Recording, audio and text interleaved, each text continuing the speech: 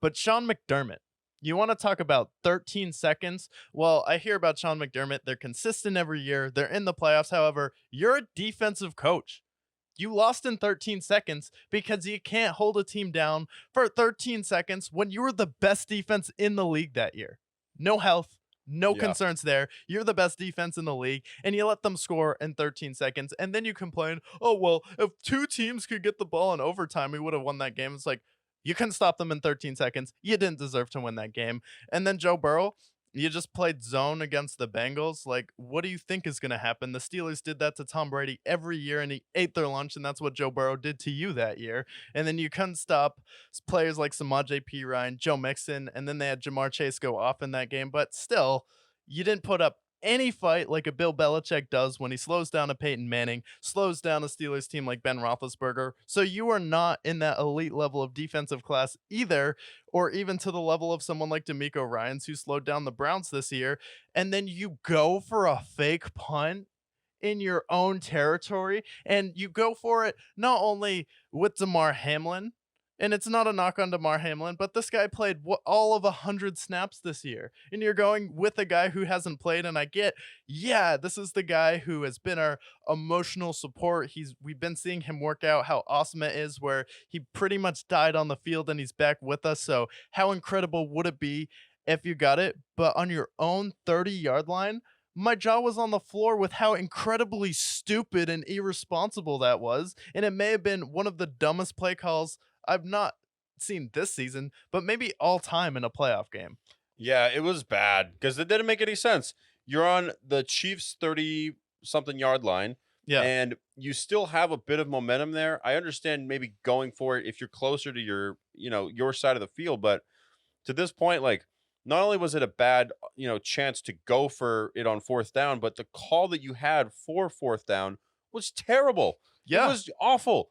And, you know, like, how great would it have been if they actually converted with Damar Hamlin? That's great. That's awesome. But at Yeah. the same time, on the other side, you have the god at quarterback, Patrick Mahomes. It's inevitable that he scores. And now they really lucked out with McCole Hardman fumbling, Yeah. because otherwise it would have been a 10-point game and the game would have been over at that point with how the Chiefs defense was taking care of the Bills. And it was just careless. It was questionable. The call was weird. It didn't feel like it was the right time to do it either. You Yeah. still had plenty of time. And I felt like it was him trying to almost wave the white flag in a way. With Yeah. the Chiefs, you can't go already in field goal range for the Chiefs and have them obviously inevitably score. You got lucky that they didn't, but what the hell was that play call? That play Yeah. call was atrocious. Yeah, and we talk about Josh Allen, but he's a totally different subject because I always talk about how the media has this weird love affair with Sean McDermott when he's lost back-to-back home playoff games the last few years. The Chiefs had all of 8 plays over 20 yards. 8 explosive plays in this game, and then you have people like Rich Eisen, who is on his Overreaction Monday show, where he's like, "Is it an overreaction to say that the right teams made the conference championship?" And he was arguing how the Bills should have won this game. Well, every time it comes down to, it is a errant call from Sean McDermott, and I know he fired Ken Dorsey this year, but he has had continuously proven he cannot coach with Zach Taylor, he cannot coach with Andy Reid, and that he at times on defense can't make the right adjustments because Josh Allen was the positive in this game. The offense was the positive on this game because they were going up against one of the best Kansas City's Chiefs defense we have ever seen. So maybe if the offense is kicking on high gear, we need to bring in an offensive head coach who can make that team even better, take them to the next level, get a running back in there. And I know it's controversial to say that a guy who perpetually has a winning year, wins the division, but can't quite get to the next place, shouldn't be there next year. But you had the 9/11 situation. What the hell was that debacle? That's one of the most embarrassing moments for any head coach that's on the same level as Urban Meyer sticking his finger in some girl's ass in a bar in Ohio. Like, that's pretty incredibly cringy stuff when you're talking about being the terrorists on 9/11, utilizing national tragedies to motivate your team. And the through thread is you can point to a boneheaded call in every single game and then him not being able to coach with the big dogs. And then it feels like then it shifts to Josh Allen and it immediately puts him at a disadvantage when you know instantly Lou Anarumo and Steve Spagnuolo are a better defensive coordinator than Sean McDermott is because he's the head coach. And then also Zach Taylor and Andy Reid are offensive head coaches. So not only are their defensive coordinators better, but the offensive brain power is better. Yeah, I agree. And I think that you look at all of these massive losses to the Chiefs and the Bengals, it all comes back to the defense. And at the end of the day, you've nailed everything you said as far as Sean McDermott.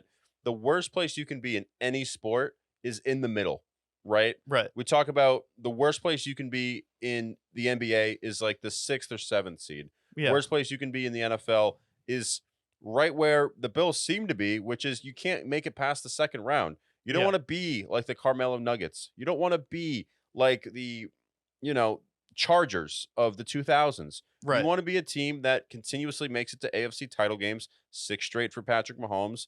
You want to be like the 49ers who have perpetually been there, Right. or the Packers, or whoever it might be, the Steelers of old.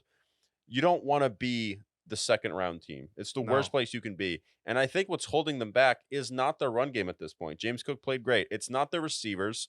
And it's not even the players on defense. They have some fine players on defense. The problem Yeah. is the coach. He is the glaring hole here. Now, we're talked about the Cowboys and how they didn't move on from Mike McCarthy. If the Yeah.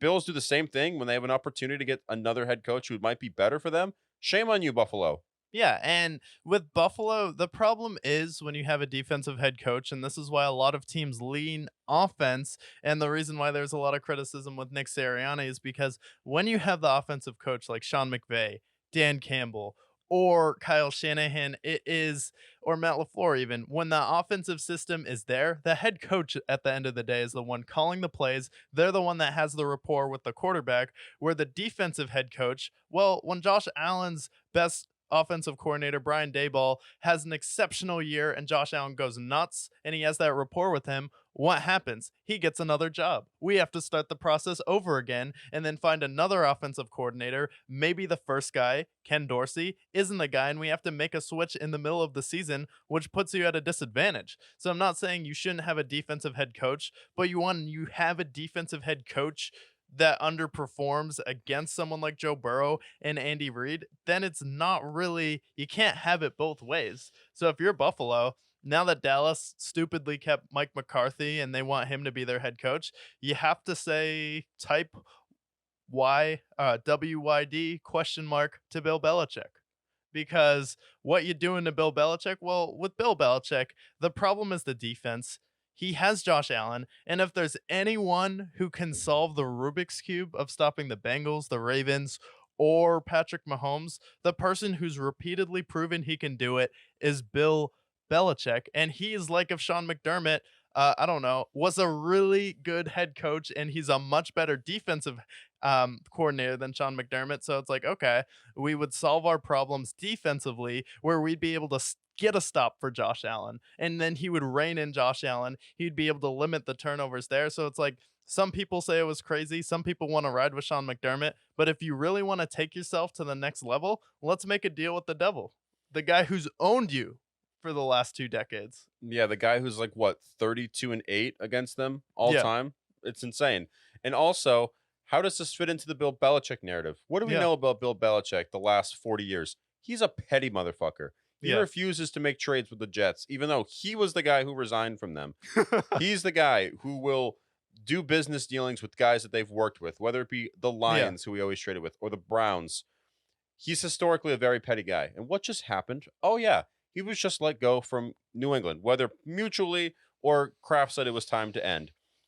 How petty would it be for him to go to Buffalo with Josh Allen, the guy who has owned the Patriots the last 5 years, go there and take on the Patriots twice a year, owning that division with Yeah. the star quarterback there? That's peak pettiness.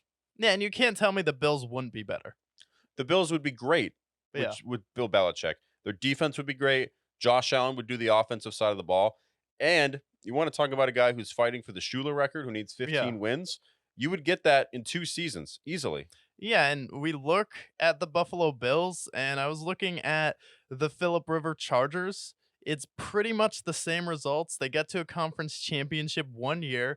They made a bunch of divisional rounds, and they ended up losing to the Colts, to the Patriots, and they could never beat the Colts with Peyton Manning. Okay, Philip Rivers couldn't do that.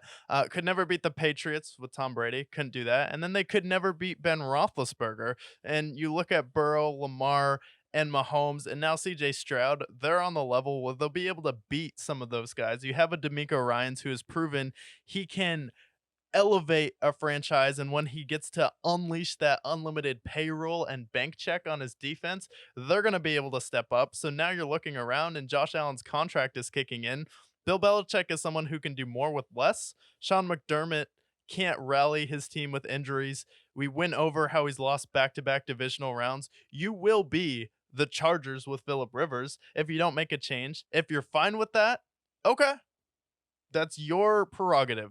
And if the media wants to have a love affair, keep Sean McDermott comfy, not criticize him the same way they criticize Nick Sirianni, not be down on him the same way they were down on Dan Campbell rebuilding a franchise. Okay, that's your prerogative if you want to Also, be average. to double down on your take here about the Chargers with the Colts, the Patriots, and the Steelers, what do those all three teams also have in common? Bill Belichick, Tony Dungy, and either Bill Cowher or Mike Tomlin. Yeah. All of them had better head coaches than the Ken Whistlehunt's of the world.